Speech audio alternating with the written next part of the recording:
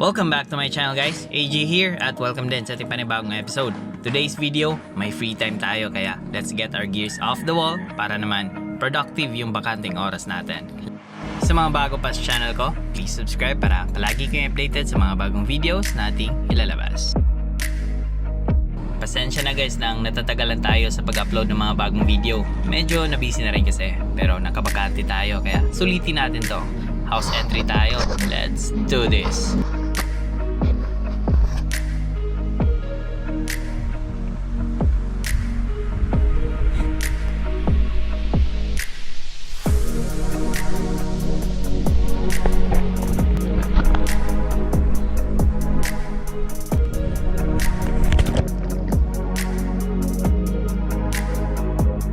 May kalayuan yung drop-off point mula sa likod ng bahay natin kaya dito pa lang nag-warm up dive na tayo.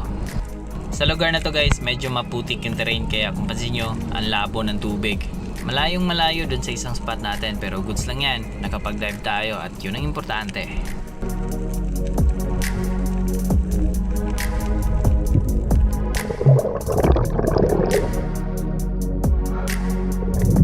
Sa dive naman na to guys, dito na tayo sa drop-off area. Good thing, malinaw dito banda. Napaka-abundant ng spot na to guys. Way back 2011, that was 13 years ago. Nung first time ko mag-spearfishing dito. Naalala ko pa guys, nung first drop ko dito sa spot na to, nakahuli agad ako ng isang grouper at ang dami pa niyang kasama. May mga snappers pang makikita. May mga dog to tuna pa dito. Pero due to overfishing, nawala na sila lahat. Kawawa yung mga isda. May isang ornamental sweet lips lang tayo nakita dito. Mga 1 kilo lang siguro. Maliit pa kaya pass tayo dyan and let's go back to the surface.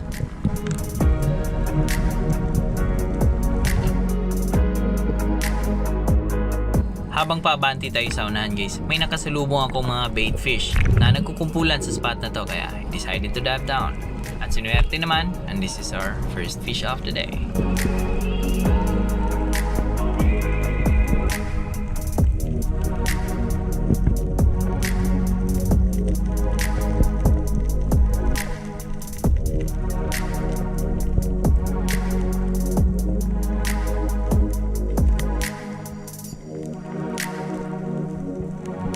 At this moment, may nakita akong isang great barracuda kaya nag-drop agad ako, dikit sa wall at kapangin na lang natin to. Andyan sa unahan ng bato guys, dahan-dahanin lang natin lapitan to close the gap.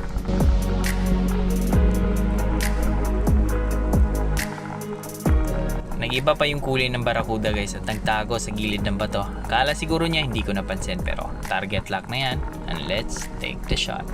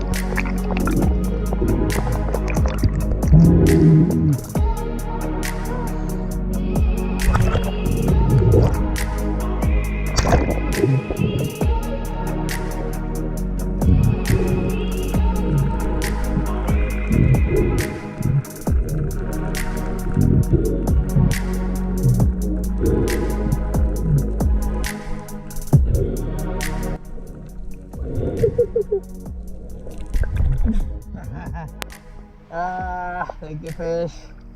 Oh, may hook pa, putol. Thank you fish. Barracuda. Great barracuda guys.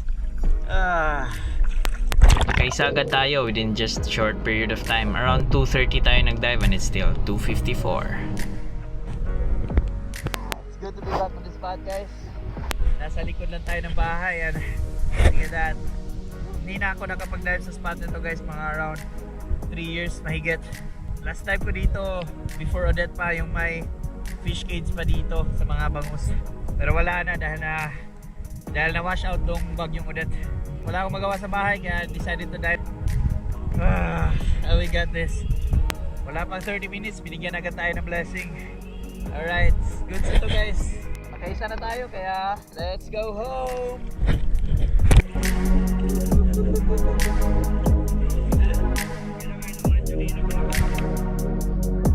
Solve na ang hapunan. May masarap na ulam na naman tayo mamaya guys. At eto pala yung mga buntot nung nahuli natin na sailfish at wahoo. Tinabi ko lang muna dyan at i-display natin yan pag tuyo na. Dito na natin to linisan guys since may tubig pa. Low tide pa naman to.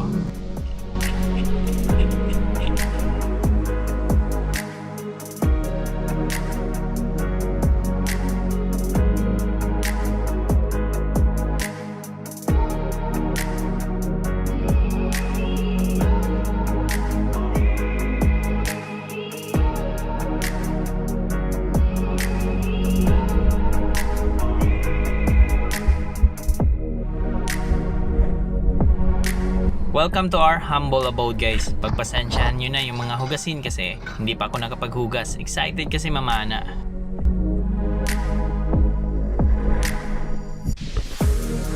Hiwain na muna natin to guys para diretso luto na tayo mamaya. At ayan, fresh na fresh.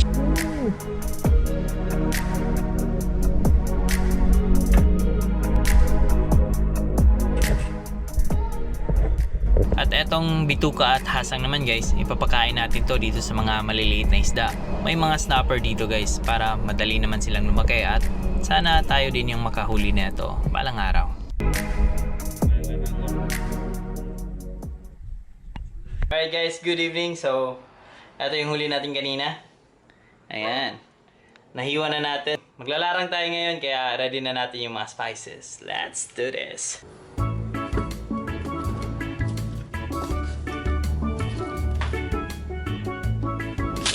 Nakaready na yung mga spices kaya eto, piniprito ko na yung mga parte na lulutuin natin. Larang pala kung tawagin sa amin to guys. At habang piniprito ko yung isda, hinihiwa ko din yung mga sangkap para mabilis tayong matapos dito at makakain na tayo. Goods na to. One last spice, kamatis. Mas maraming kamatis, mas masarap. At eto, luto na. At of course, syempre, ulo yung parte ko. Mas masarap kasi dito banda.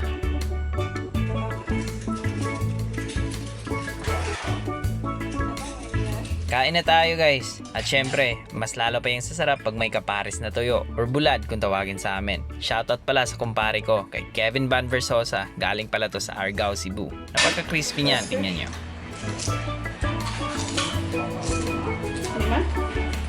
And that's it for this episode guys. Thank you for watching. Sana nag-enjoy kayo at may natutunan. See you soon in my next episode.